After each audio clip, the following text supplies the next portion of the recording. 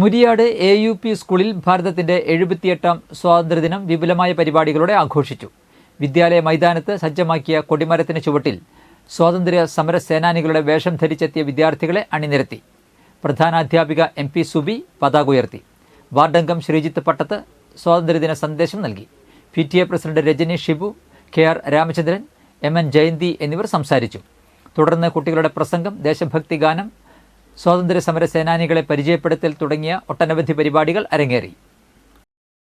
1947 August 15 നമുക്ക് സ്വാതന്ത്ര്യം കിട്ടിയത്. അന്ന് വരെ നാം ബ്രിട്ടീഷുകാരുടെ അടിമത്തത്തിലായിരുന്നു.